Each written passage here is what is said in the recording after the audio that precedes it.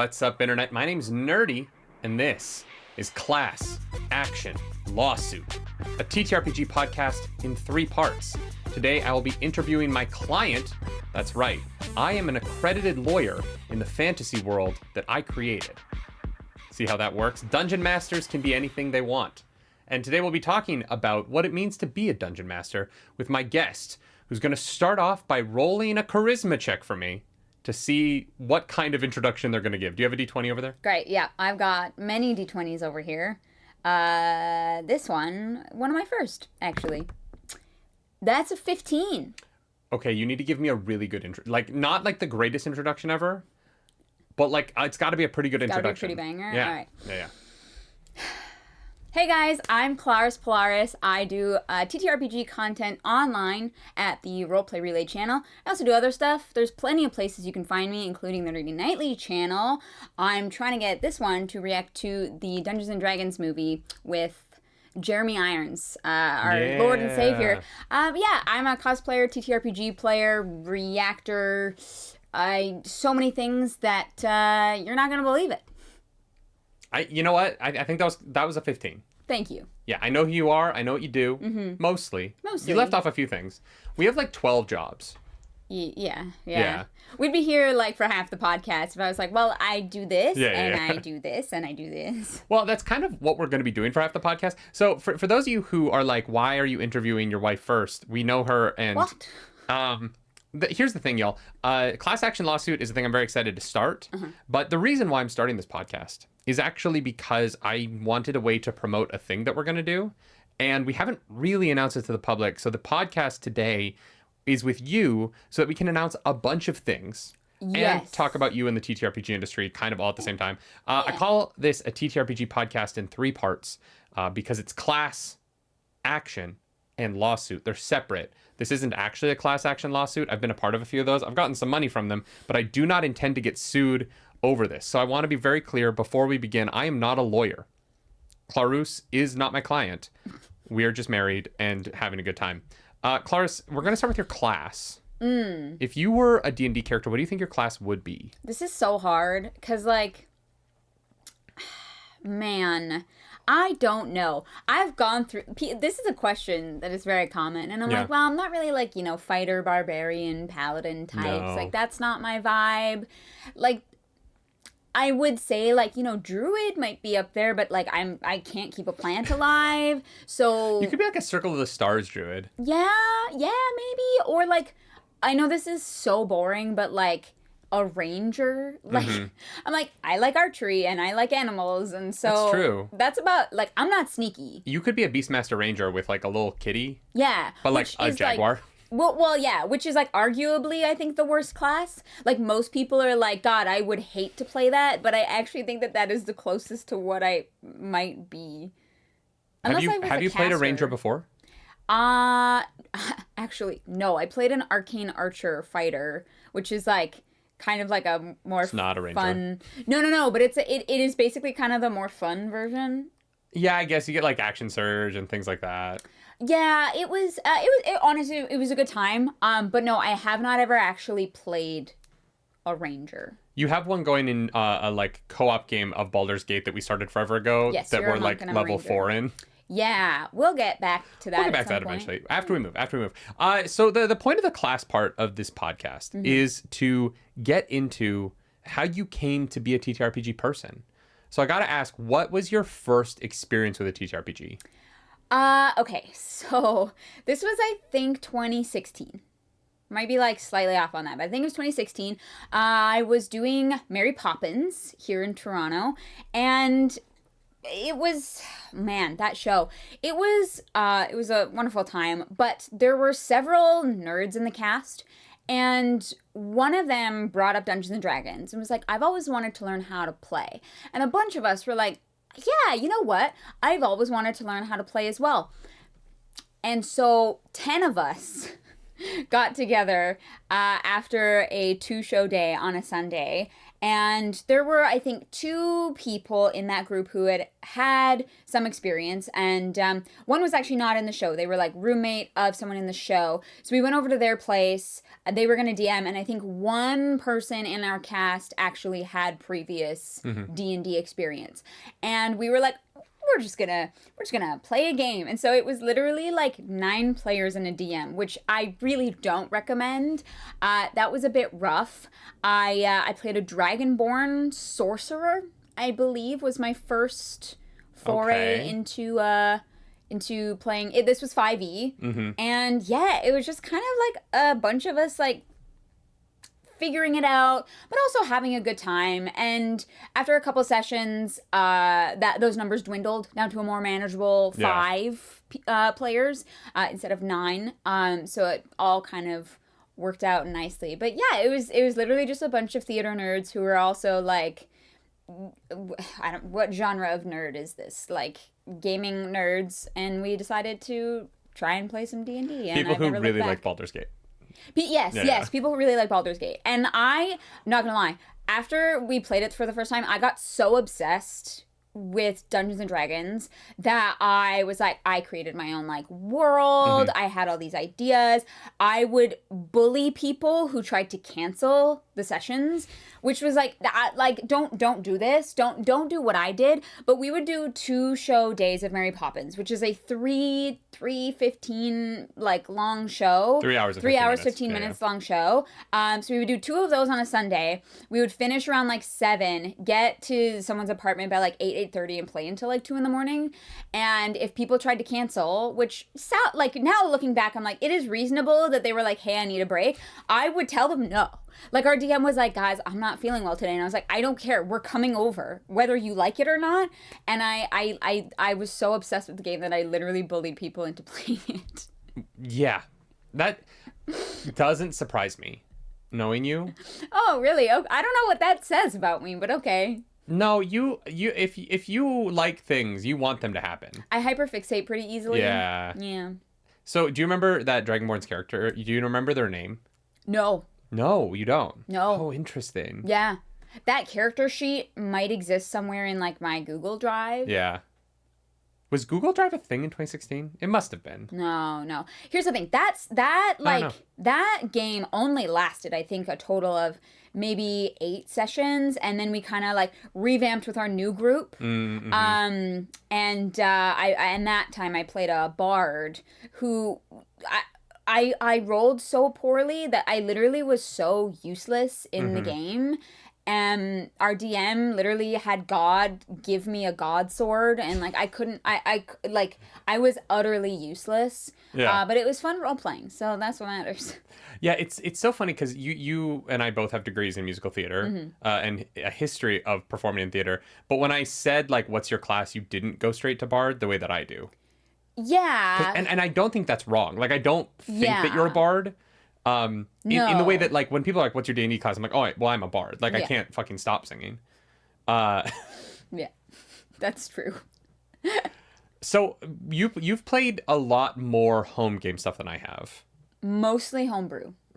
Well, both of us had only done homebrew until Dragonlance. I mean, mostly you've played a lot more home games. Like before we started doing Astral Dusk, like my experience with D&D was mostly actual plays or a few games when I was in like high school, right? Like I actually hadn't played much because I was one of those guys who I played D&D with like a group of guys in high school. And like, I don't think that what I do remember of those sessions can't be repeated. You know what I mean? Like it was 15, 16-year-olds playing D&D in the most debaucherous, just disgusting. Yeah. You know, you give kids... You see it, adults do it too, right? Like they'll come up with like the most unhinged shit that you're like, guys, can we not do that this session? Yeah. But you give it to 15-year-olds who barely know the rules. It's basically just murder hobos. Yeah, at its best. But it's, you know, it's so wild to remember those days and like that group. And the thing that I find so interesting is because I played 3.0 and then I played 3.5 and then 4.0 came out, and the guy in our group who DM'd really didn't like it. Yeah. And so I didn't like it. And not necessarily even because there was something specific in the system I didn't like. Just out of solidarity. That, and also it felt like it kind of ended our group. Like it kind of was the reason I stopped playing D&D was because people didn't like it, not because of my experience with the system, because I never really played it. Yeah. And so I didn't play any TTRPG for like 10 years. Yeah. Until we got together. Well, no, there was one. My brother Mac, for my sibling Miller's bachelor party, made a 5e one shot. That was the Legend of Zelda, right? Yeah. That was a Ocarina of Time based with the like we played the 4 Guardians from Breath of the Wild, and then Miller got to play as Link. Great night. Yeah, very cool. It was my introduction to 5e though. Yeah. And I thought, oh, it was great. It felt like had the vibe of 3.5 again. I was like, oh, I'll get into this. Never did. And then we started dating, and you actually got me back into TTRPGs. Yeah.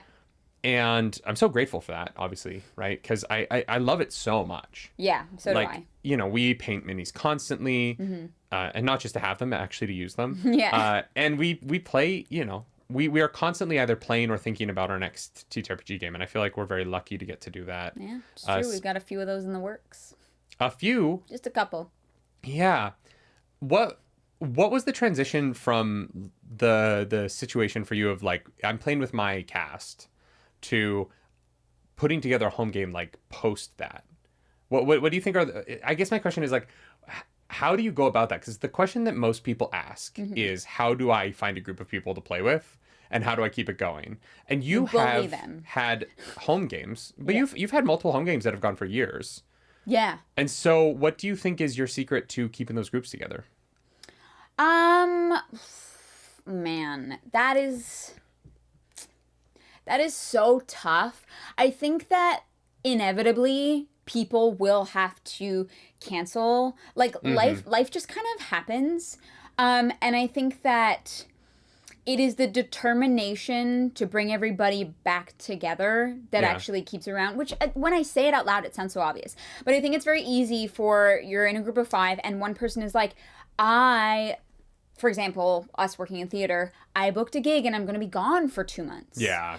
You know, like that's really tough. It's like, oh no, if we don't do anything, this group is going to fall apart. You need to have everybody at the table be willing to be flexible and supportive of that person. I joke about bullying people, but like, like in all honesty, like that, I do not recommend doing that. I think that like being supportive of their changes in life, right? You know, things happen. We change, we grow up. Like there's so many factors in there. I think that just being a group and willing to be malleable will actually keep things better together than being rigid. Yeah. Right? When it breaks, it breaks. But if you can say, hey, I'm gone for 2 months, that's totally fine. The DM can find a way to pull you out of that for a minute, maybe have a guest come in, right? Yeah. Oh, I can't do this week. That's okay. We can either pilot your character or I can come up with a story reason why they're like not able to be there.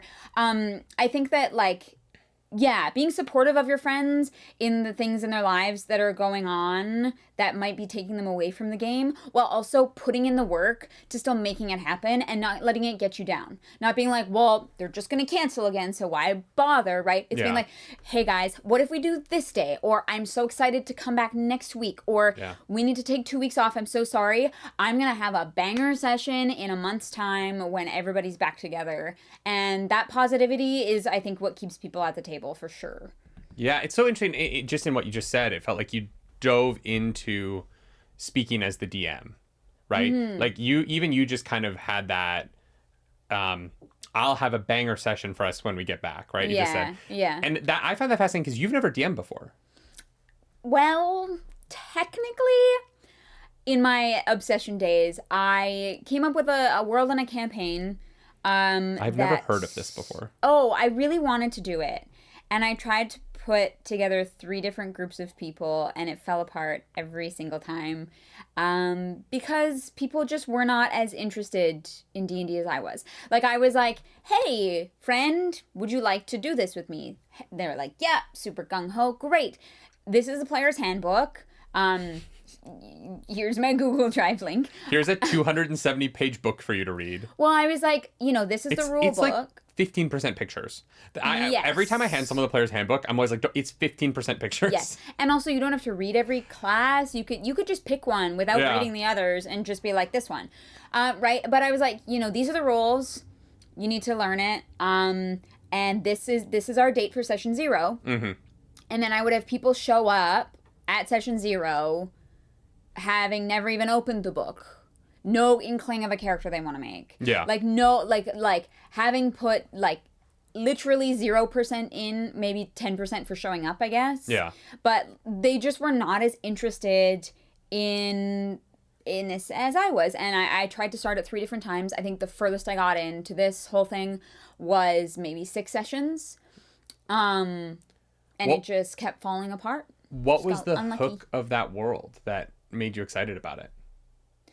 I had this idea of, you're gonna love this, of a prophecy. Oh, great. Yeah. It was kind of, the prophecy was... My favorite storytelling device. Well, here's the thing. The prophecy was really only there to get the players to come together. Yeah. As kind of more of an inciting incident. All the players, except for one, had a specific birthmark that they had been born with that was unique, and that all, like, matched together among the players. And I just wanted to create... I really didn't know what I was doing. I just wanted to play D&D. Yeah. And so I was like, I have a reason for people to come together, and I have kind of a big bad in mind. Yeah. And a rough outline of what it would take to get there. That stuff was all very vague, but I had hyper-specific things that I focused on. I created an entire, what do you call it? Like, it's not an encyclopedia. I wrote down and made up all the plants in the world that were used for potion making and what their effects did and how rare they were. Like, I had a rarity system for rolling to see what your likelihood was of finding them. So I really, for some reason, hyper-fixated on what the plant life of this world was. You're like, one of you has to be an artificer. And nobody was. Right? Like, so it was just kind of random. And then the other hook that I had was that I was obsessed with Game of Thrones, and the song, The Light of the Seven, just lives rent-free in my brain. Yeah. And I created a, like, maze mechanic for this one episode where the players got to a maze, and I started the song with a timer. And they had to run through the maze before the, like, 9-minute whatever song ran out. Oh, and that's also, you've seen the little Raven slide puzzle that I made. That was for that campaign. Yes. Oh, I didn't know that. Yeah, it's weird. The story of the campaign was very loose. Yeah. Didn't really care about that. I made plants and I made puzzles. I mean, that's more important in some ways, right? Because I think I'm a really good big picture guy. Mm-hmm. Like, that, I think, is where my strength is in storytelling. Mm-hmm. I can give you big ideas real fast. Yeah. I struggle at the nitty-gritty stuff because that's not as... which is so funny because so many people complain about me... Nitpicking things. And I think that part of that comes from the things that I know that I'm not good at are the things that I notice in content a lot, right? Mm-hmm. Like, I focus on little things because I know that that's the stuff I struggle with. Yeah. But because when we started, when we were talking about Roleplay Relay 1 last year, I started with what is the, like, end of this? Because I knew that if we were going to have this week-long campaign, I wanted it to end on something. Yeah.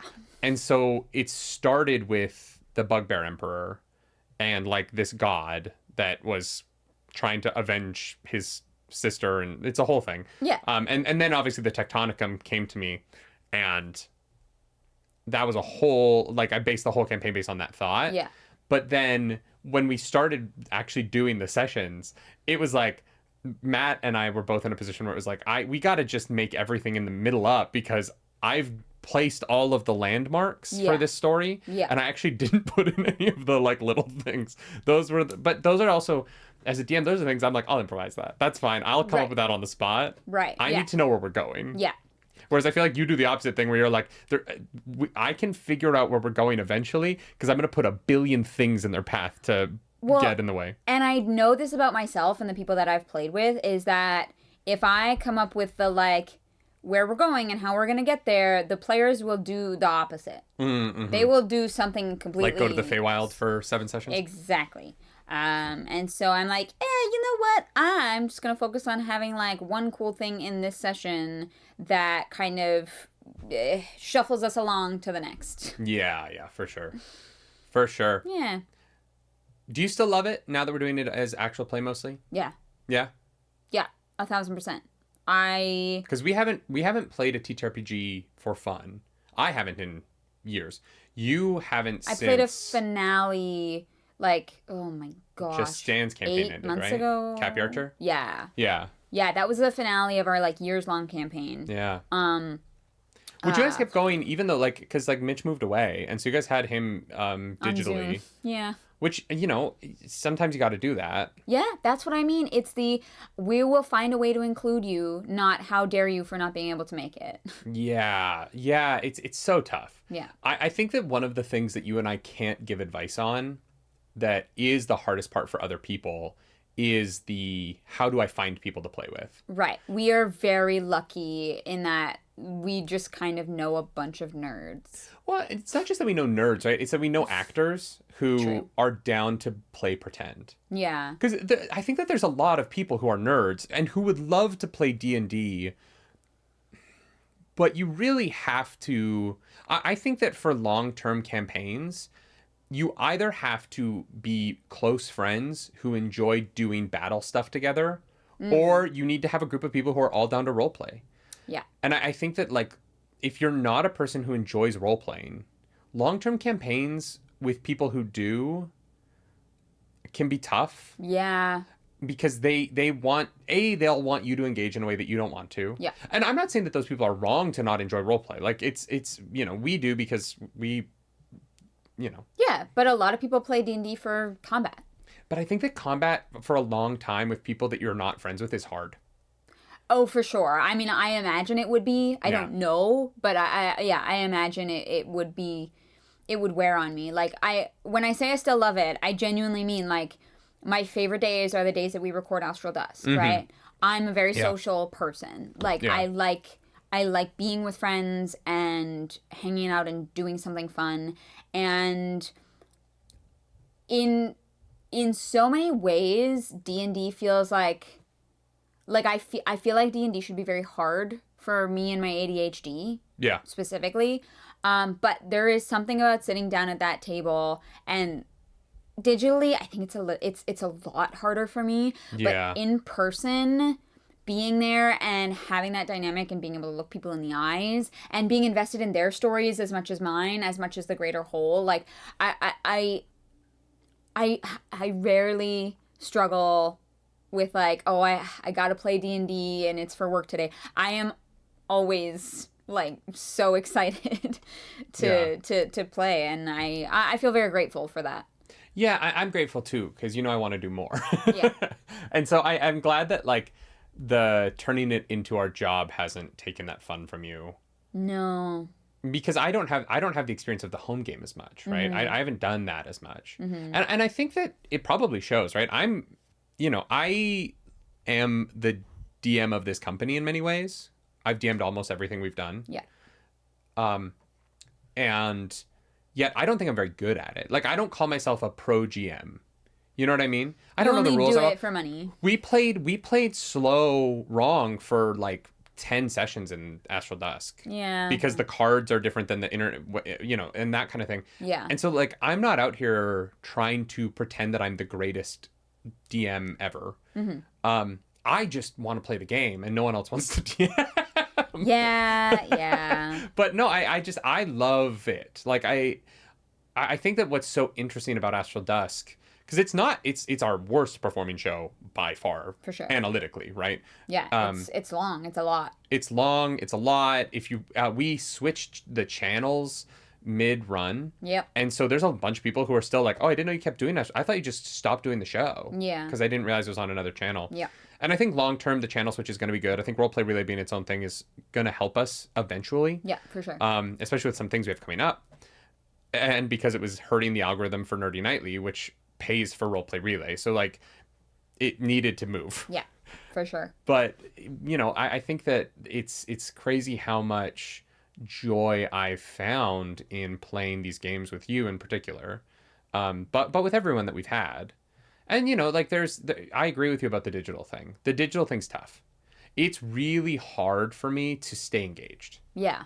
I think that with the project that we're going to announce in the action section of this podcast, in part 2, that'll be a little bit easier because of the novelty of it. But doing a weekly campaign like that for me and the way that I pay attention to things, I think would be hard. Yeah, I've done it, and I find it a lot more difficult. Yeah. I think that with the delay and stuff in Discord or Zoom or whatever, like the flow of it is off, and it can be hard to really find the same connections online as in person. That being said, some people like can't play in person, and that like I see you, and I think that whatever tools there are out there, and there are so many that allow people to play online, are truly a blessing.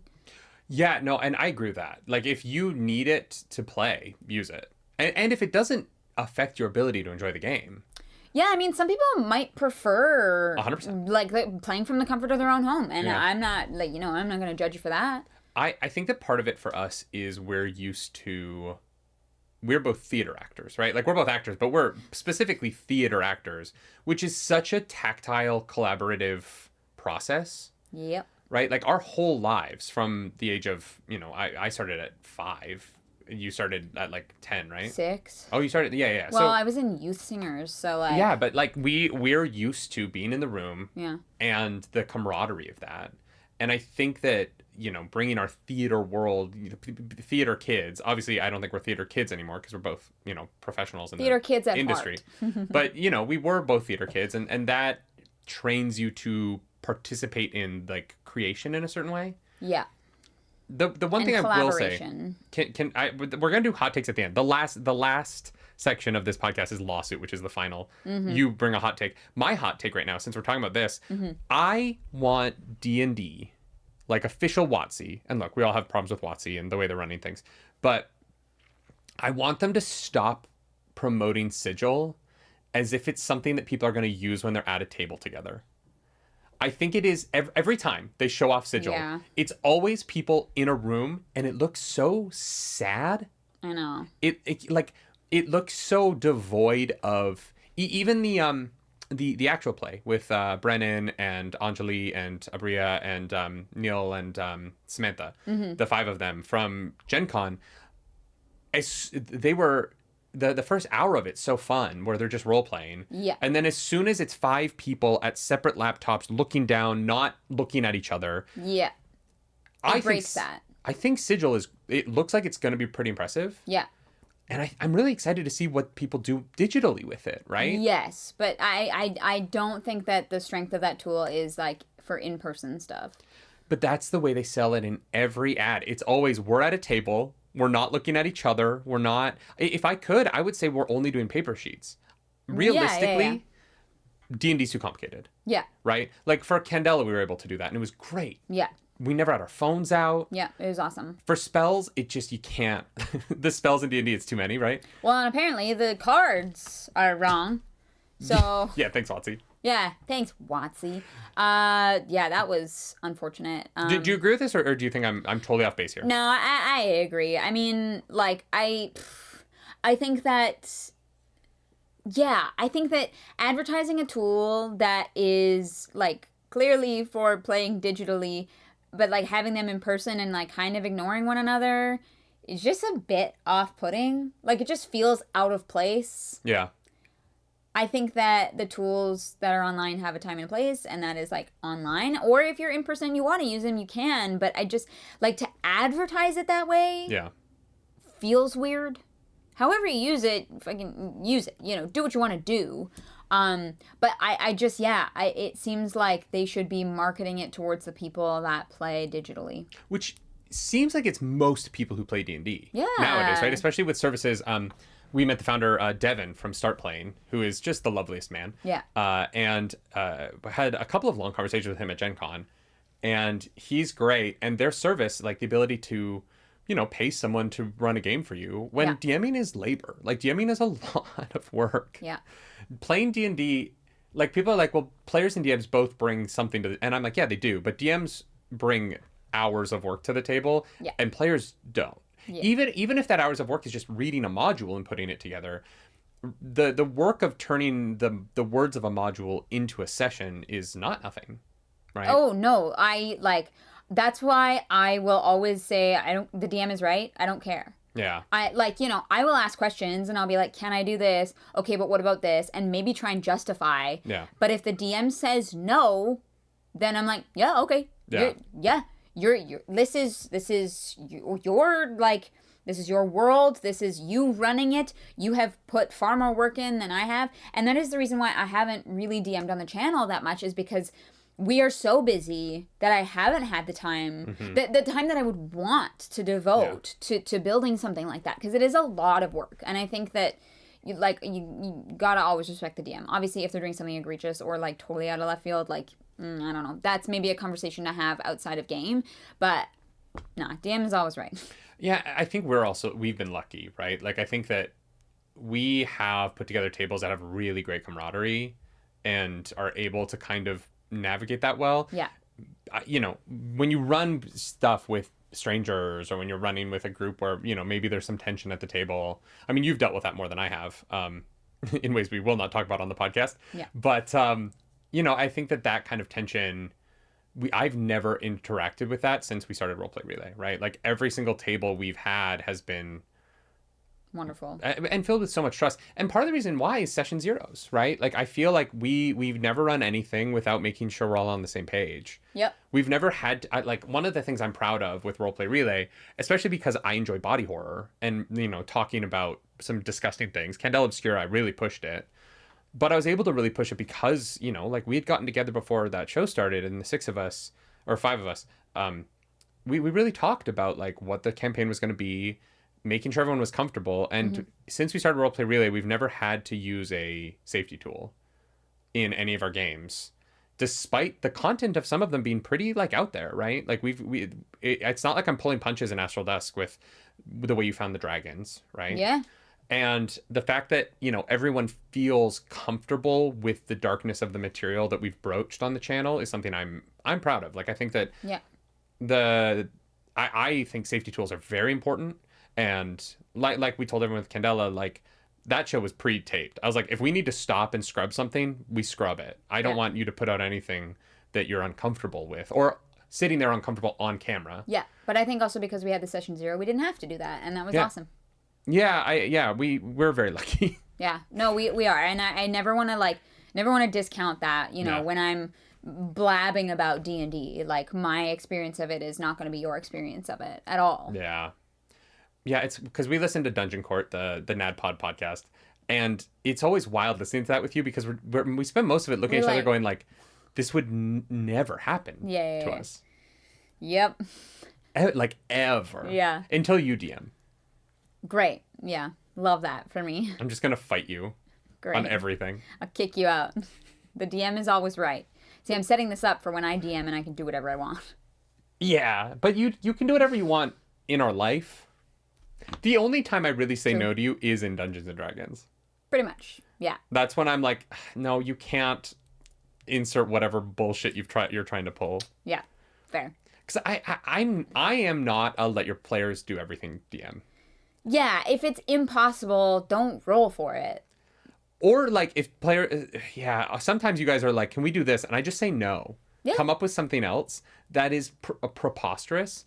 And I think that sometimes players get upset at that stuff, but I'm just kind of like, guys, like, no. No, I don't take that shit personally. I will ask you, like, ridiculous things. Yeah. Because I'm like, in my head, I can maybe kind of justify it. And then, maybe I'll, like, take it one step further for, like, the joke for, like, 100%. Video. But I'm not seriously, like, I'm never, like, fighting you on, but I should be able to do this. Yeah. The thing I'm excited for you, let's move into like the action part of the podcast. This is where we talk about what you're doing, what you want to be doing, what you will be doing in the future, okay?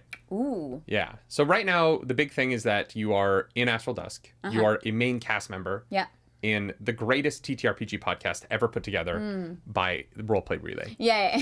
I think it's our best work yet. Yeah. No, I love it. Candela might be the best. You know what? Candela, it's tough to beat Candela. Candela was really good. Well, Candela is also, like, done, right? Yeah. And so it's hard to compare something that's ongoing to something that is finished and complete. Yeah, I just thought the cast, the 4 ladies for Candela, you guys crushed it. Thanks. So you're playing Harvest, a Lycan Blood Hunter. A Lycan, yes. Sorry, I went Lycan like Moss, and I was like, that's a thing. No, it's fine. You're playing a subclass that doesn't get played much, is now rather famously being played by Travis Willingham on Critical Role Campaign 3 with Chetney Huckabee. But how are you liking the subclass? Working in Matt Mercer's world of D&D. I'm having a blast. I feel like the class is structured really well. Honestly, I feel like there's always stuff for me to do. I think that maybe its biggest weakness right now would be having bonus action stuff, but even then, like, you know, there's still like the some of them are reactions, I guess, but some of the blood curses are bonus actions. But I think that is true of almost every class, is that the bonus action section is usually a little bit light, which is fine. I'm not going to, like, fault anybody for that. As an Eladrin, I have the, like, bonus action Misty Step, basically. The Phase Step. The Phase Step. Yeah. So that's nice. But I'm really enjoying it. Obviously, the class itself lends to some interesting role-playing stuff, right? There was a session where I attacked Teller and very nearly killed him. Yeah. Because I rolled a natural one on my saving throw. And so I do love classes that have kind of built-in role-playing, built-in story stuff. And I know you do too, because you love Warlocks. I do love the Warlocks are my favorite class. Yeah. As the cover art for the podcast, if you're like looking at it on Apple Podcasts, there's a little square. It's the announcement image says like I'll always show up if I can play Warlock. Yeah. I love Harvest. She kind of came about as inspired by Amos from The Expanse. Yeah, probably our favorite show that we've watched together. So the question I have for you about the Lycan Blood Hunter class. Do you feel like the benefits you get from likening up give you enough incentive to take on your werewolf form enough? I think that specifically the resistance to, like, non-magical, like, physical damage is pretty great depending on the fight. I think that I'm less likely to werewolf up if I'm fighting, like, a spellcaster. Yeah. Because for me, the main advantage is definitely that resistance, I think. Yeah, it's one of those things where the one question I have about your subclass is there. You know, I feel like the rest of the players in that group are all getting a lot from their subclasses. You know, I think the College of Eloquence bullshit that Teller gets is unreal. Yeah. Like the fact that he can't roll under a 20 on persuasion and deception checks is like almost not fun in a way. Yeah, it's kind of bonkers, but at the same time, like if you are that naturally charismatic, why would you fail persuasion checks? It's one of those weird things in D&D where it's like you always have a 5% chance to critically fail at something, which just isn't real. Like that's like how often in life do you critically fail at something? Maybe once a week, right? Yeah. Usually for me it's I miss a step on the stairs. Because my feet are so big that like, and the steps are so small, so I Sasquatch fall, which is what I call it when I miss a stair. But the Lycan subclass has been interesting because I do feel as the DM I feel a little bit like the benefit of you likening up is almost lost because you can't like I've been honestly, and I'll tell you this even though we're not to anything yet. I've been thinking about how I can give you something to improve your claw damage in the Lycan form because everyone else is starting to do more damage, and if I give you like a magic sword, it actually incentivizes you to not use your subclass features. Yeah. Yeah. And so some way in which to allow the like damage you're doing as a lichen to grow. Mm-hmm. And obviously, like, your Crimson Right is great, and that's been a big part of it. Yeah, when I remember to put that on, which I like, there's been a few times I've forgotten, like, that helps immensely. Yeah. Just, adding a d6. I have to take damage for that, but Mm-hmm. it's only once, and so it's not the end of the world. I think that the werewolf form definitely gets better. I can't remember what level it is, but at some point it will, like, up my speed. And there's also a point where I don't have to make the, like, saving throws to save, to attack the people around me, to maintain control. That's it. Yeah. Honestly, like, if I were designing it, and I'm not, because I'm not that smart, but if I were, I would have upped speed immediately, like even by like 10 feet. Like, I would have just been like, yeah, lichens move 10 feet faster than whatever your base speed is. Right. Now, granted, with a like tabaxi, that could be incredibly broken, but just a cat that turns into a wolf. Yeah, because tabaxis already have like 40 bonus, and it gets 35 crazy. or 40. They might just be 35. But like a tabaxi, like rogue multi-class, you could like move like 220 feet in 6 seconds. You'd be fast as fuck, boy. Yeah, turn into Vax from Vox Machina. Yeah. No, so Astral Dusk, for those you don't know, is our Saturday D&D show. It's set in the world of Dragonlance? ? Yeah, I don't know about that. It was the idea for Clarus and I was that we had neither of us had ever played an official module. No, we'd only ever done homebrew stuff, and we were like, oh, well, we should play a module. This one is fairly new. The cover's nice. We should play this. Sure, that sounds like fun. Yeah, and I didn't realize how in-depth the lore of Kryn was before we started. And so there's a lot of stuff that I like have definitely messed up about Kryn lore. One of the craziest things to me is that they don't use gold for money. So technically on Kryn, steel chips are cash. Steel or iron? Or... I think it's steel. Is it? Yeah, I don't know. Yeah, and so on episode 1, people were like, actually they wouldn't use gold pieces on Kryn. And I was like, guys, I actually have never read a Dragonlance book. Yeah. Yeah, no, we're kind of really just doing our own thing. So we don't really advertise it now as like Dragonlance, because it's still on the titles that it's a Dragonlance, because it is technically Kryn. Yeah. And, like, we're in Sylvanesti with the elves now, but yeah. Well, like we have a Kender, obviously we have the Red Robe Sorcerer. Like there are things that we have that are specific to this module, which are fun, honestly. Like I think that that's been a blast, but I'm a freaking Blood Hunter Eladrin. Like, where does that belong in this world? But you're also a Blood Hunter Eladrin who has been to Earth and watched Star Wars in a theater. True. Yeah, she doesn't remember it. No. But at one point she did plane hop to our planet to watch Star Wars in theaters. Yeah. Yeah, it was a good day. Yeah, so she's experienced the 70s, which is wild. Yeah, you know what? She's a few hundred years old, probably. Yeah. So it fits. I just like that it's kind of left open, this idea that you can do stuff from pop culture on Earth in your role play that's like a memory that you don't remember, because you brought up a couple of times, you've brought up like movies that no one else could have seen. Yeah. And it's been those are some of my favorite moments with Harvest, is when she has one of Isolde's memories like bubble up. Yeah. Even though she is not Isolde anymore, right? Yeah. And that reveal, that was a wild reveal. Well, and what's so fun for me as a DM is the ability, the thing I love most about it is getting the characters for the first time. Because, with this campaign, obviously, I started changing stuff from the module, not because I wanted to change the module, but because I got what your characters were going to be. And I was like, I need to make your characters fit into this world. How can I do that? And with Harvest in particular, you were the only character that wasn't from this plane.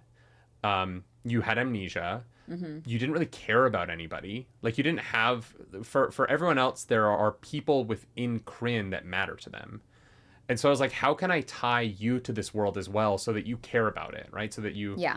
And reading the lore of Dragonlance, after I got your character, I was like, it's so perfect to have this reveal be that you were Isolde. And then I sat on it for like 3.5 months. Yeah. Right? Like... As the DM, I was like, God, I cannot wait to tell them this. And for some of the other reveals for the other characters, like, there's stuff that none of them know. that I've been sitting on since December of last year. Yeah. Because I'm like, well, it has to come up naturally. No, yeah. And so I just have this like little notebook of like secrets that I'm the only person who knows. Yeah. And it's kind of fun, but it's also exhausting because I just want to tell people shit. No, I know. I get that. I'm definitely the person that like wants to get to reveals. Yeah. And like share those moments because they are fun. They're huge. Like that moment for me, my character was like, I was not expecting that. Yeah. Yeah, I don't think any of you were. I really hid that one. No, that was well done. I was worried I telegraphed it a couple times, but no, it was just a little bit of foreshadowing that now looking back on it is like, oh, but in the moment I was like, what? People are probably sitting here being like, I don't know why I tuned into this at this point. Yeah, I thought there was going to be announcements. Should we make announcements? We should definitely make announcements. It's announcement time, everybody. This is still action because it's about what you're doing next. Oh, yeah. Astral Dusk is every Saturday on this channel. Watch it or listen to the podcast. That's true. Yeah, podcast feed. Which announcement? We have two big announcements to make. Which one do you want to announce first? We'll do the smaller one that's coming up first. It's not small. They're both huge. I know what you mean. I know. Okay, yeah, you know. In terms of how many people are We'll do the one involved. that's coming up first then. Do you want to do it? Sure. Okay. We at the Roleplay Relay have our first like professional sponsored actual play that we will be doing in October. Yeah. Yeah, it's not even sponsored though, right? Like it's a like they hired us. A commission. Yeah. Yeah, there it is. Because it's not gonna be on our channel. No, you won't be able to watch it here in its entirety. Eventually you will. Eventually, yes, but when it drops, which is October 19th. Yeah. So close. October 19th, we will be playing a system called Our Brilliant Ruin. That's right. The new system is about a year old. Yeah. In fact, it'll be a year old on October 19th. Yeah. The 1 year anniversary of Our Brilliant Ruin. I have the book right here. Mm-hmm. Look how beautiful it is. It is. It's honestly stunning. It's so, the art direction, our friend Captain Crail, who plays Teller in Astral Dusk, knows TTRPGs much better than I do. They're the DM of The Atomless. So definitely check out that podcast. They picked up this book in my house and started to go through it. They were here for 2 days. They read the entire book and became obsessed, saying it's the best art direction they've ever seen in a TTRPG book. And they read every TTRPG that comes out. So high praise from someone who knows more than I do. The team over at Our Brilliant Ruin has asked us to be a part of Our Brilliant Revel, a 1 year live streamed anniversary stream on their channel. And what we're going to do is we're going to pre-tape a actual play that is going to be a part of the live stream over there. So we have an incredible cast of people coming over to be a part of it. Clarus is going to be a player. Cappy Archer, who we actually mentioned earlier in the podcast. Captain Crail, Robin, who I just discussed. And Fariha, who was on Candela. Is going to be our cast. We're going to be filming that soonish. You have to read this book because you actually don't know how to play the game yet. No. I mean, we've like kind of talked about like we talked to the we talked to some people at Gen Con is where we met them about roughly how it works. I have to actually read it, but like the idea of it sounds really, really cool, and I'm super excited. Yeah, and so I'm so stoked. We had an incredible conversation with them, and they were like, "We want you to do." They're like, we've gotten this company to the point where they're paying us to make a thing. And it's pretty cool. This is like a huge first for us. Yeah. It's really exciting. I hope you guys will check it out. Again, we did say there will be stuff on our channel. We'll put that on here after. There will be like probably clips and stuff like that. Like, please, share, support, whatever it is, because it means a lot to us. Yeah, if you liked Candela Obscura, this world is not the same at all, but there's a similar like dark horror vibe. Yeah, kind of. There's a dark horror-y vibe to both of these. The story that I'm putting together, I'm very excited to tell. Yeah. I will be GMing, of course. It's going to be very thematic for Relay. Halloween. Yeah. And it's going to be really fun. We're so excited to work with Our Brilliant Ruin. We met them at Gen Con, and they were like just the kindest and most open-hearted people. We are not the only actual play that's going to be a part of this. I can't say anything about the other one. Yeah, because it's not our place. Yeah. Let them announce it. Yeah. But there is another GM running a game that day that is very exciting. Yeah, you're gonna want to check it out for sure. Yeah, I'm hoping haven't asked her yet, so she has no idea. But I'm hoping that I'm gonna get her to record an episode of this show to go up earlier that week to promote it. That would be fun. So I'm gonna reach out to her about that today. But yeah, so it's gonna be a great day of celebrating a new TTRPG that has a beautiful, beautiful book. The thing about Our Brilliant Ruin that is very special, and I think makes it a unique game right now, is that this book is available in PDF form on DriveThruRPG. And it's completely free. So if you want to check out this system, you can actually just have it for free. Yeah. They also, if you follow them on their Instagram page and everywhere else, they're about to drop an audio drama set in the world that I recommend you checking out. It's really, it's cool stuff. Yeah. And they're kind of creating this multimedia experience for Our Brilliant Ruin. And it's really, we're going to be a part of that. I know. It's really cool. It's pretty cool. We're very, very, very, very excited. Yeah. Shall we get to the big one? This to me is the big one. Well, I mean, here's the thing. The next thing we're going to talk about, we're just making it happen because we're idiots. I just mean like the scale of it. Sure. But like, this is the big one to me because someone was like, hey, they watched the Candela show. Yeah. And like, we liked your product enough that we want to pay you. You know what I mean? Like, that to me is huge because I think that I'm not a good GM. And so I was like, really? Okay. I thought I did terribly, but you know. No, stop it. No, I see your point. I just feel I'm proud of you and your faith in me. We can do anything. Proud of your faith in me. That sounds wrong. I'm grateful for your faith in me. There we go. Yeah. See, we this is all recorded live. No edits. Just kidding. There will probably be edits. Probably not. I'm lazy. You want to go ahead? So a year and a bit ago, I came to Clarus and was like, I have a bad idea. And that became Roleplay Relay 1. 173 hours of D&D straight through. And then 3 days after Roleplay Relay 1 ended, I was like, I have another bad idea. And that became Roleplay Relay 2. Which was an all-day affair where we murdered Santa Claus. Yeah, and so the theme of this channel is that I come up with bad ideas. Not bad because they're bad ideas. Bad because there's so much work for 2 people, and we don't have employees to help us put this shit together yet. We do now. We have Shaz now. Yeah. But I had another bad idea because I wanted to do last year for our charity stream. We raised $11,000 for Cap for Kids with Roleplay Relay 2. It was 29 content creators. How many was? No. It was 19. No, yeah. 19 players. So it was 20 content creators. One stream in person. We raised $11,000. It was pretty incredible. Pretty proud of it. Yeah. What are we doing this year? Well, we're going bigger this year because we were like, you know what? One day, that's just not enough. We wanna raise at least bare minimum $25,000 for charity. So we the goal.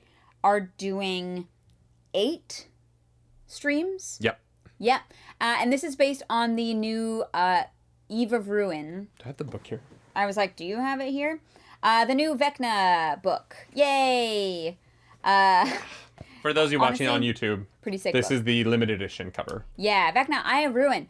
Eve. Eve of Ruin. I can read. Yep. Should I explain what my idea was? Go for it. You go for it. So I turned to Clarus and I was like, hey, what if we took Vecna Eve of Ruin, a book that was published in honor of the 50th anniversary of D&D, and we celebrated 50 years of D&D. Not the company, maybe, but the game that has brought so much joy to us, has brought so many of our friends closer to our lives and given us, I think that regardless of what's going on with the AI stuff and everything else at WotC, the game of Dungeons & Dragons has been a huge part of our lives and has been something that has brought us so much joy, and I want to celebrate that. And so we're going to play Vecna, Eve of Ruin, kind of. It's going to be 8 streams, 8 different realms. Yeah. Yes, 8 different realms, and each stream is going to be a different team of your favorite content creators who are also TTRPG players. That is right. Basically, the way Vecna Eve of Ruin plays is that it is 7 fetch quests to retrieve 7 pieces of a rod. That is a magical staff that will help you fight Vecna. And then at the end, there's some fights that if you're going to play the game, I don't want to spoil all of them. No, don't. Yeah. We're not doing all of them. No. I was like, 7 fetch quests and then a Vecna fight? What if 7 different teams of content creators Mm-hmm. did 7 different realms. So each of our teams will have a team leader who will lead them on a journey into the Underdark, Avernus, Kryn from Dragonlance. Yeah. There's a bunch of them. Barovia, we're going to go fight Strahd, maybe. Yeah. And then the team leader from each of those 7 streams will take the piece of the rod, if they get it, and if they survive, to the Vecna fight. Yeah. And then we'll have 7 players fight Vecna in the final stream. This is all beginning with the episode that will air on November 20th, 2024. There are huge announcements coming for this. We're not going to do any of the big stuff today.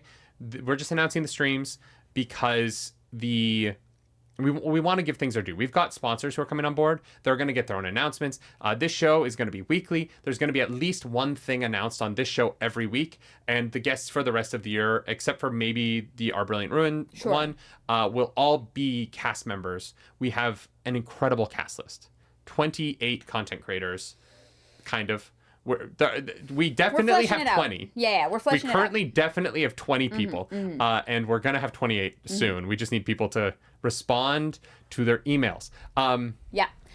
This is all for charity. Yeah. So everyone that you see will be donating their time. The companies that are involved will be either aiding like the charity or like doing giveaways. Like we're all coming together to raise money for Doctors Without Borders. Yeah. And so the show is called Heroes Without Borders to tie in thematically. Yeah. It's going to be an amazing time. Like we said, we're getting a bunch of your favorite content creators together, and you are going to be able to donate for a good cause. Yeah. To fuck with your favorite TTRPG players. There will be an entire like tip list menu. There will be graphics and stuff for you to be able to see. There will be graphics and stuff. Yeah, there will be visual things that you may read, such as words, that will let you know how much certain things cost, like potions or spells, or you can aid Vecna or baddies, or you can aid the players. We are still working out the exact logistics and finesse of that, and how much that is all going to be, but all your money is going directly towards this wonderful charity, and honestly we couldn't be more excited, especially since last year we were so happy with what we were able to raise for Cat for Kids. And we're going bigger this year. We're definitely going bigger. It's gonna be digital because we got people all over the planet doing this thing with us. Unless someone owns a plane and you want to fly everybody up here, then it's gonna have to be even digital. Taylor Swift's PJ could not put on the miles needed to get everyone here. Well, you never know. Yeah. Partially because she's going to be busy going to Travis Kelce's football games. This is very exciting. I'm so excited for Heroes Without Borders. I'm so grateful for you for every time I come to you with a bad idea, you just being like, yeah, let's do it. And supporting me in it. And I think that you DMing something on the channel is going to be one of the goals. We're going to have goals. Not only does your money do something within the game, but when we hit milestones, there will be other prizes. There's gonna be stuff for you to win. Yeah. We have a sponsor who's putting up some pretty cool stuff for them to win. Yeah. So that announcement might come next week. Yeah. So there's a lot of incentives to participate. Yeah. Obviously for Roleplay Relay 1, it was 73 hours straight. This is not that. This is 8 separate streams that are spread out every Wednesday, Friday. Every Wednesday, Friday, starting on November 20th for 4 weeks. Until we fight Vecna on December 13th. Yes. So I hope you put it in your calendars right now. You take out your phone, you open up your Google Calendar, because nobody uses the Apple iPhone one, and you put in every Wednesday evening and every Friday evening, depending on your time zone. I'm just assuming that you're all in North America. Classic. You're going to put it in the start time TBD. You're going to book off the whole day just to make sure you don't miss a stream, all right? Yeah, it's going to be fun. You're welcome. If you want to start donating already... The Tiltify link is going to be in the link of the video and in the audio. So we're already getting going here. Mm-hmm. There's going to be some bonus streams that are going to go towards this as well. Those 8 streams will be the big ones, but there's some other stuff we've got planned for the rest of the year. I'm thinking we might do some... Nah, you know what?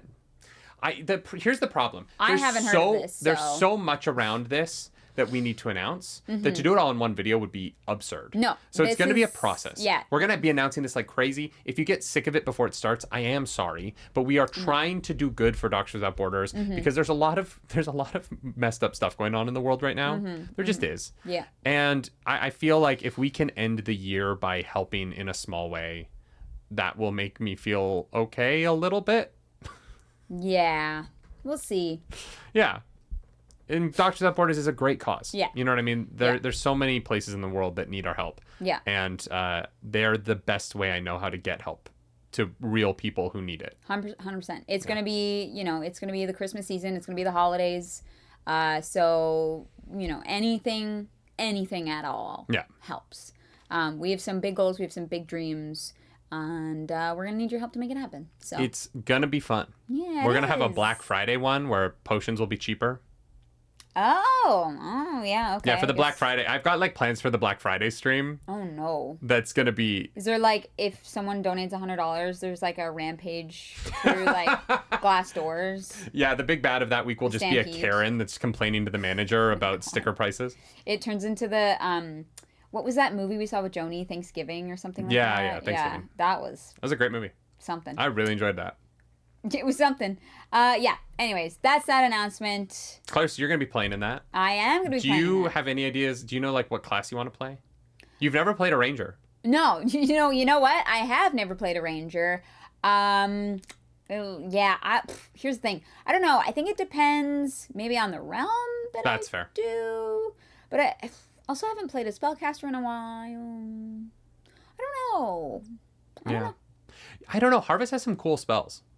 Curse of the Puppetry one. What's that one called? Curse of the Fallen Puppet. Curse of the Fallen Puppet is so rad. Yeah. It's so sick. Yeah, it's like a spell. It's like blood magic. It's not like... It is literally blood magic. Yeah. You like to say like for things that just are that thing. I guess. It's just not like... It's not like cast a spell. But it is... Yeah, it is magic. Yeah. I love you, but like you are the kind of person that would say that like French fries are like potatoes. Yeah. Yeah. That checks out. Yeah. And they just they're yeah. But they're different potatoes. Sure. I'm telling you. All right, so Our Brilliant Ruin, October 19th, the Our Brilliant Revel Party. We're going to be a part of it. Very excited for that. Our cast is sick. Yeah. And we're going to start sharing graphics and things to promote that. And Heroes Without Borders. A 4-week-long extravaganza to raise money for Doctors Without Borders. Yeah. That shit's fun. crazy. We'll see you there. Yeah. So the question is, what else have you got going on? I have no time for anything else. That will be... We're moving. Yeah, Oh, if we're actually getting... Yeah, look, there is so much happening. Yeah, I know. Yeah. The last thing I should throw out there, just because you're not going to do another podcast with me, you're going to be at PAX Unplugged. Oh, yes. Yeah. If you see me, say hi. I promise I do not bite. You do not bite? Donuts I bite. But yeah. Better. Yeah, I don't know how else you would... Yeah, I'm not going to lick a donut. That would take too long. No comment. So, Clarus, it's time for the final section of the podcast. It comes in 3 parts. This will probably be the shortest part. Probably. But it is the one that is in the podcast so that we get clips for social media. What's your hot take? File a formal complaint. It's the lawsuit. All right. My formal complaint is stop picking the most powerful spells because they're the most powerful. I think that when you create a character, you should be choosing your spells based on who that person is and not like what does the most damage. All right. I'm throwing this out there. I played a class that was all like specifically water-based spells and stuff like that, like water and ice. I didn't pick any fire stuff. I didn't feel like it was thematically appropriate because my character was all about water stuff. When I did a Circle of the Spores Druid, I did not wild shape a single time. I only did the Circle of the Spores stuff because it just felt more in tune with my character. And honestly, giving yourselves limitations is actually fun. You don't have to pick Fireball every time. You actually don't have to do that. You can pick things that are more exciting for your character thematically. So you're saying that your spells should be as role-played as your everything else about your character? Absolutely. Absolutely. If your character is a wizard, for example, and they have to like take the time and energy to learn spells, they're going to pick the ones that are most interesting to them. Yeah. Like they have to put that time and effort and energy into learning them. They might like pick certain things that are like, look, this might be really useful, but you have to decide why your character would think that and justify that still based on your character's personality. Yeah, like I think that it should all come to fleshing out who that person is in a game, and not, well, I think this one my party would like for me to have, or this one does the most damage. Yeah, that's such an interesting hot take, because it's not that spicy, right? No, I think that I it's don't a think it's fair. I think it's, but I do think that it's not something that people play very often. I think that oftentimes people are really because D&D has some spells that are optimal. Yeah. In some ways, right? Yeah. Like it's easy to pick those. Like yeah. I've done it before, and then I was like, that's just kind of okay. I'm just picking this to pick this. Mm-hmm. What if I pick the things that are actually gonna mean something to my character? Yeah, 100%. One thing we had talked about at one point about playing was we would allow prepared casters. We talked about homebrewing this into a campaign at one point. Allowing prepared casters to choose their spells in the moment when they need to. So like you still can only use a certain number of spells per day, but it came from Candela Obscura, because Candela Obscura has this great system where you have 3 items, but you don't know what they are until you need them. Yeah. And so you're in the moment of role play, you're like, oh, I have a flashlight. Yes. And then you're like, okay, well, that's one of my items for the mission. Because realistically, you would be prepared in some way. Yeah. But it is hard to know how that manifests. How do you feel about allowing casters to prepare the spells in the moment, but then that slot is that spell for the rest of the whatever until the long rest? Until the long rest. Again, that's such an interesting thing, because when I play prepared casters, I have the same spells 95% of the time. Because Really? they are chosen thematically by what my character is comfortable using and like what they think their strengths are. Mm-hmm. And so I don't know if I'm the best person to answer that, because mine wouldn't change that much. But I think for a one-shot or a shorter campaign, that would be fun. I just think that especially for one-shots? Yeah, for a one-shot. Yeah. Like, if you're like, I don't have the best idea of what I'm walking into, and it's gonna be fast. Yeah. Like, it's gonna be, like, we're gonna be kind of flying by the seat of our pants, maybe, or maybe not. I think that having that allowance for casters is nice. It's a nice, like, cushion. Okay, but my counterpoint to my own thought, now that I'm thinking about it, is you're sitting there with all these cards in front of you, and you're like, oh, I can use any spell now, because nothing's picked, and you're just sitting there on your turn. Oh, no. You have 30 seconds. Yeah. And that's... My only concern is the, like, the amount of options would actually stall you from making a choice. I would only implement that with like seasoned veteran players. Yeah. Who understand how slow works. Spells, yeah, well, yeah. Who understand how spells work. Yeah. And like do not have to read the card to the letter, or not the card because the cards are wrong. Read the spell to the letter. I think that, that's just going to slow everything down and like bog it down. This has to be very situational, but I do like the idea of it with the right situation. Yeah, it's tough. It's really tough. I don't know how I feel about your hot take, because I am a person who, when I have a prepared caster, I don't have the same spells all the time. But I have like loadouts that I build for my character, where because like I don't love doing every spell every day, but I will know that like if we're doing a dungeon crawl, I have like 3 traversal spells, like I've got knock ready, stuff like that. Yeah. But some combat heavier, right? Yeah. But then if we're doing like Day in the City, I've got a different spell loadout for that. And I think that that's how probably most people play, and that I think that is a great way to play and how it's meant to be played. Yeah. I just I played a druid, and I like just stuck with like the same things because it was a comfort to my character, who also had very mixed feelings about being a circle of the spores. Yeah, like yeah. that was like kind of a weird offhand thing that people didn't really know or understand. Like, right, like so that came with its own trials. And then when we did Roleplay Relay 1, I was a cleric, and we kind of kept spells very similar because we were handing it off between two players. And so keeping those consistent and not having to learn new crazy spells all the time, like that, it helped keep that more concise. And so that's why I say I don't believe I'm really the best person to answer that question. Yeah. I can only go based off of my own It's just your hot take. Oh, for like the loadouts. Like No, I know. I'm just teasing. But I still think that giving your characters limitations in a certain way, like maybe they are very adverse to necrotic magic and damage. Yeah. And they won't touch it. Or maybe they have a really hard time controlling earth like earth spells. Like it's like they're the Aes Sedai? Sure, yeah.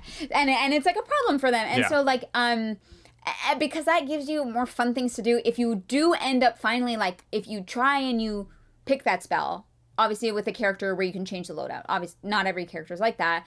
But if you have a character where you can change your spells every day, you can pick one and you can role play the nervousness, or maybe when if it goes bad, or it's failures. Like, I just think that that's such juicy role play stuff that I definitely recommend, like, taking a look at your spells through the lens of who your character is and not what is going to be the most OP.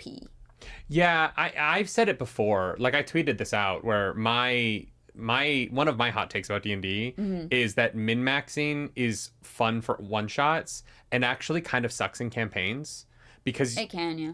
Long term, if you're like, I do this one thing real good, it's like, okay, well, 6 months from now, are you going to enjoy doing that one thing and only that thing? And I'm not talking about people who min-max, like, their stats to be able to be good at a bunch of things and bad at a bunch of things. I think that's really fun. Here's my thing. If you're a min-maxer who role plays the min really hard, then it's fun. Yeah. Right? But it's the min-maxers who min-max and then will not play the game unless they can finagle themselves into using their max over and over and over again. Yeah. And don't embrace the min at all, that I'm like, where's the fun in this? And I also, on that same note, like, I think that a character who's good at everything is so boring. Oh, I want a 6. Yeah. You know what I mean? I want an, or like an 8, you know? Yeah. I want a stat that's under 10. Yeah. I don't want to have a plus in everything. In fact, I'm fine having minuses in 2 things, right? Because I want that character to be a real person and not just a heroic Chad. Yeah, exactly. You know, with a strong jawline. Yeah. Clarus, thank you for doing the first episode with me. This has been fun. I learned a lot, so the future episodes will be better than this one, hopefully. Okay, Yeah. sure. I mean, I thought I was great. You were great. I wasn't. No. But this podcast was about me, so... That's true. Here's the thing. I think that it's hard to interview you because we are on camera together so much. Yeah, we never stop talking. I know. And I don't want us to. That's No. why I married you. But thank you for doing this. I'm so excited for Heroes Without Borders and for Our Brilliant Ruin. I'm very excited for you to DM something on the channel. I can't wait for that. And for what's happening on Astral Dusk. Every Saturday at 1. So definitely come check that out. I think session 31 is going up on Saturday. Yep. Wild. Crazy. Good times, gang. Clarus, I'm going to do a little outro here. You ready? I'm ready. Do something nerdy tonight. No, actually, there's more. If you could, this is a new show. So if you could like rate the show 5 stars on Apple Podcasts or Spotify, if you could leave comments on the YouTube video, that would be great. Yeah, just anything helps. Let me know what you think of the format. I probably won't change it because it's the title and it would be hard for me to come up with a new format. Also, like, wait a few episodes to judge the format because this episode had announcements and things and it was a little bit looser, I think, than the show will typically be. So, you know, but like, give me 5 stars anyway, because I want people to come check out Roleplay Relay. We want to grow this channel before the charity stream begins so we can do as much good as possible. So subscribe, like, do all of those things. The algorithm goddess for this episode is my wife, because she is a goddess at all times. And I'm hungry. And we're going to go eat some food. This has been Class Action Lawsuit, episode 1. Thank you so much for checking it out. I will be back next week with a very exciting guest that I am going to tell you about on Instagram on like Friday or something. Do something internet, y'all. Bye. Bye.